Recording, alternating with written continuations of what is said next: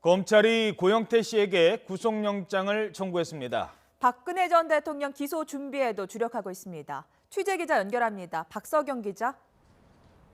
네, 서울중앙지검입니다. 자, 검찰이 고영태 씨에 대해서 구속영장을 청구했다고요? 네, 검찰은 어젯밤 10시 50분쯤 최순실 씨의 예측근이자 국정농단 사태를 최초로 언론에 고발한 고영태 씨의 구속영장을 청구했습니다.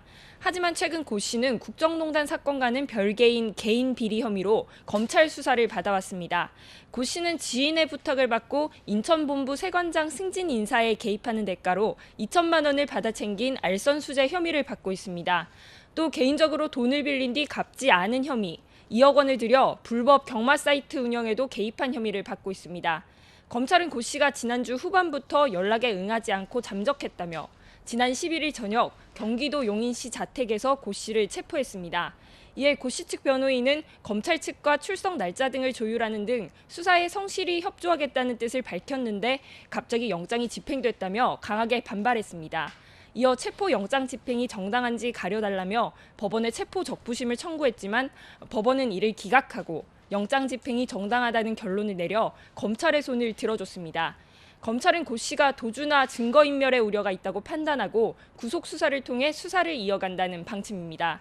고 씨의 구속 여부를 가릴 영장 심사는 이르면 오늘 진행될 예정입니다. 박 전 대통령에 대한 대면 조사는 끝났습니다. 재판에는 언제 넘겨질 예정입니까? 네, 검찰은 대선 공식 선거운동이 시작되는 날인 17일쯤 박 전 대통령을 재판에 넘기는 방안을 유력하게 검토 중입니다. 17일부터 공식 대선 선거운동이 시작되는 만큼 정치적인 영향을 최소화할 수 있는 시점을 선택하겠다는 겁니다.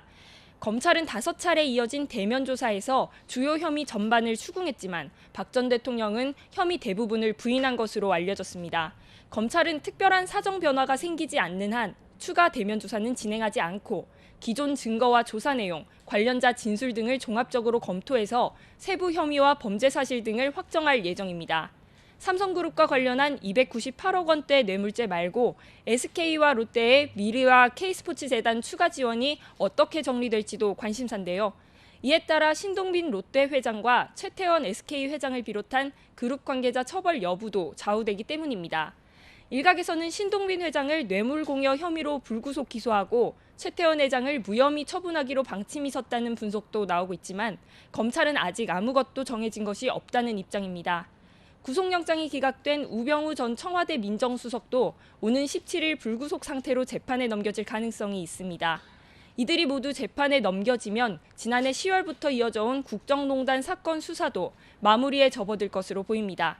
지금까지 서울중앙지검에서 YTN 박서경입니다.